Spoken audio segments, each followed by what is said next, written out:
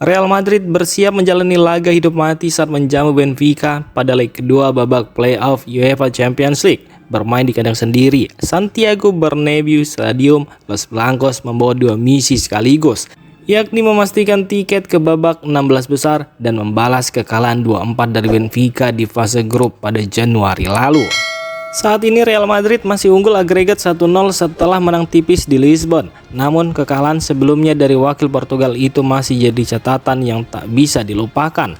Pelatih Alvaro Arbeloa diperkirakan langsung menurunkan skuad terbaiknya sejak menit awal. Sejumlah pemain yang sebelumnya cedera kini sudah kembali dan diharapkan bisa membuat serangan Madrid lebih tajam. Meski begitu, Benfica dipastikan tidak datang untuk bertahan saja. Tim tamu siap bermain lepas dan mengandalkan serangan balik cepat, strategi yang sebelumnya terbukti merepotkan lini belakang Real Madrid. Juventus dikabarkan mulai goyah dengan performa Michele Di Gregorio. Kiper yang awalnya diproyeksikan jadi andalan jangka panjang itu dinilai belum tampil stabil, terutama saat laga penting. Beberapa kesalahan di Serie A dan Liga Champions membuat manajemen bergerak. Posisi penjaga gawang kini disebut jadi prioritas utama untuk diperbaiki. Menurut laporan media La Gazzetta dello Sport, Juventus sudah membidik nama besar sebagai pengganti. Targetnya adalah Alisson Becker, kiper utama Liverpool. Alisson dinilai punya pengalaman dan mental juara yang dibutuhkan Juventus. Ia juga bukan sosok asing di Italia karena pernah membela AS Roma dan bekerja sama dengan pelatih Juventus saat ini Luciano Spalletti. Jika transfer ini benar terjadi di musim panas nanti, ini bisa jadi salah satu kejutan terbesar di bursa transfer tahun ini. Klub asal Norwegia Bodo Glimt mencetak sejarah besar di ajang Liga Champions setelah menyingkirkan raksasa Italia Inter Milan. Hasil ini menjadi salah satu kejutan terbesar dalam sejarah kompetisi tersebut. Bodo Glimt datang ke San Siro dengan modal kemenangan 3-1 di leg pertama. Pada pertandingan leg kedua yang digelar Rabu dini hari tadi, mereka kembali tampil solid dan menang 2-1. Hasil itu memastikan kemenangan agregat 5-2 atas Inter Milan. Keberhasilan ini menjadi pencapaian penting bagi klub yang dilatih Kjetil Knutsen, sebab untuk pertama kalinya Bodo Glimt berhasil memenangkan duel fase gugur Liga Champions. Sebelumnya Bodo Glimt lebih dikenal lewat kiprahnya di Liga Eropa, bahkan mampu melangkah hingga semifinal musim lalu. Namun kemenangan atas Inter Milan kini membawa mereka naik level dan semakin diperhitungkan di Eropa. Inter Milan pulang dengan 3 poin penting usai menaklukkan Lecce 2-0 di Stadion Via del Mare Minggu dini hari kemarin. Gol pertama dicetak Henrikh Mkhitaryan pada menit ke-75, diikuti gol Manuel Akanji 7 menit kemudian yang memastikan kemenangan tim tamu.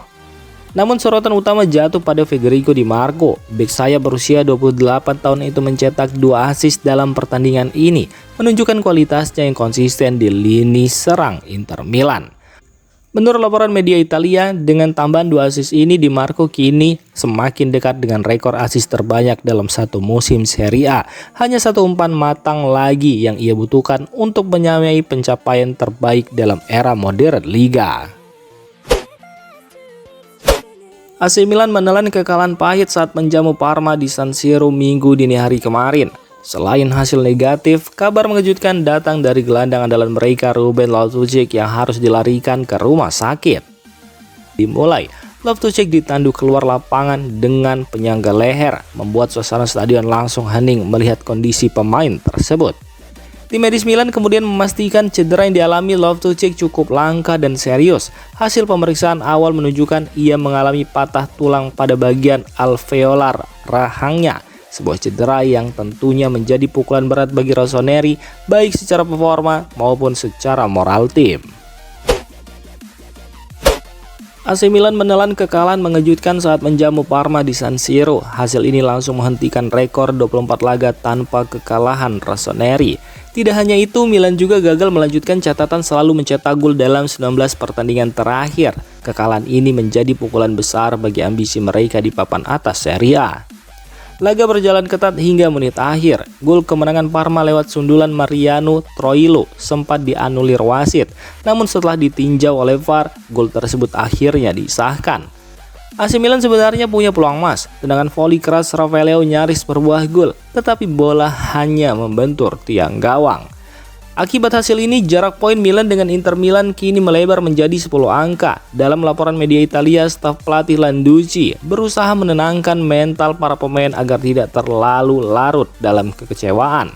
Kini fokus Milan adalah mengamankan posisi 4 besar hingga akhir musim tanpa terlalu memikirkan hasil tim pesaing. Kabar soal Zeki Celik yang disebut-sebut hampir bergabung dengan Juventus langsung dibantah. Sebelumnya, sejumlah laporan dari Italia menyebut kesepakatan transfer sudah sangat dekat. Namun agen Celik, Vezil Ozdemir, dengan tegas membantah informasi tersebut. Dalam pernyataan yang dikutip media Italia, ia memastikan belum ada kesepakatan apapun antara kliennya dengan klub manapun, dan itu termasuk Juventus. Spekulasi ini muncul karena kontrak bek berusia 29 tahun itu memang akan habis di akhir musim. Situasi tersebut membuat rumor soal masa depan Celik semakin ramai dibicarakan. Juventus kembali tampil mengecewakan di Serie A akhir pekan lalu, di mana Bianconeri kalah 0-2 dari Como, hasil yang membuat tekanan jelajah Galatasaray 2-3 di Istanbul. Kekalahan telak itu hampir membuat mereka tersingkir dari kompetisi elit Eropa.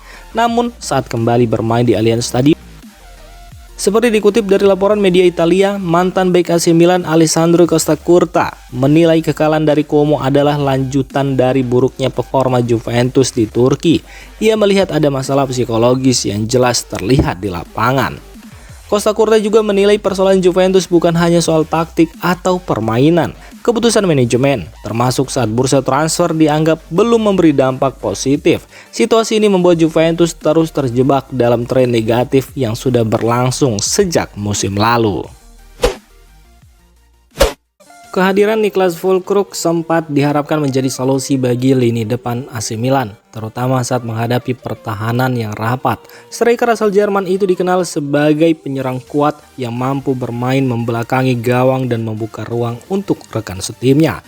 Namun hingga saat ini kontribusinya belum benar-benar sesuai harapan. Meski sempat menunjukkan beberapa momen positif, Füllkrug dinilai masih kesulitan memberikan dampak besar di kotak penalti lawan. Pergerakan Niklas Füllkrug pun masih dianggap kurang cepat, baik saat membawa bola maupun ketika mencari ruang tanpa bola. Situasi ini membuat kontribusinya di area kotak penalti belum maksimal dan belum sepenuhnya mendapat kepercayaan sebagai pilihan utama di lini serang. Dengan 12 pertandingan tersisa musim ini, waktu yang dimiliki Niklas Füllkrug untuk membuktikan kualitasnya semakin terbatas. Ia dituntut segera meningkatkan performa agar bisa memberi dampak nyata bagi tim. Jika tidak menunjukkan perkembangan signifikan dalam waktu dekat, peluangnya untuk dipermanenkan oleh Milan pada akhir musim diperkirakan akan semakin kecil.